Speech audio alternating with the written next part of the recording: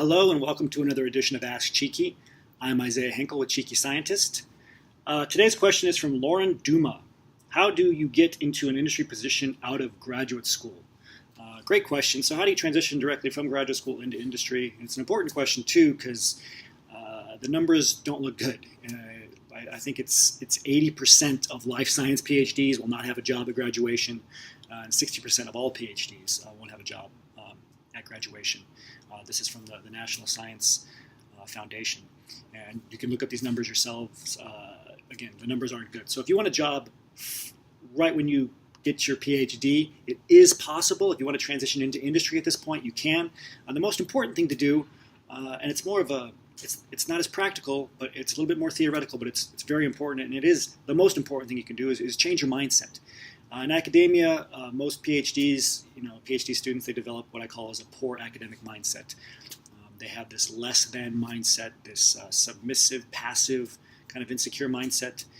You're surrounded by other PhDs, postdocs, people with more publications than you, better publications. For many PhD students, it's the first time they're around people who are seemingly more intelligent than they are, and everyone, again, has a PhD or is going for a PhD. But don't forget your value. Okay? Less than 2% of the population has a PhD. If you go to some non-PhD networking events, you'll again see how valuable your PhD is, because when you tell people what you're doing, they will be impressed. They'll have a sense of awe to it. And hopefully you can remember what that feels like, and certainly you should be going to non-PhD events, and you should be surrounding yourself with other types of people to realize how valuable you are, right? You want to develop what we call as a confident and successful industry mindset, because in industry, confidence and ambition and drive, these things are very valuable. You don't need to hide them. When you're talking about your data in academia, you kind of learn to say, we suggest or we think.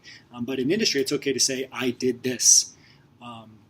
It's okay to say that I thought this, or these are the conclusions that I have. And you especially want to do this on interviews, because they want to know what you did, not what other people did. They want to know what you did. And you got to be able to talk about yourself. You got to be able to use the word I, and discuss things confidently and reach out to people confidently. And then you can use this confidence to develop relationships with other industry professionals, right? And this is really the second part of what you need to do. You have to reach out to hiring managers and recruiters, develop relationships with them. Remember that these people only get paid if they place candidates like you into job positions. Recruiters will get a percentage of whatever salary you get when they place you. Hiring managers, their entire job depends on finding the right candidate for the open positions at their company. So reach out to these people confidently.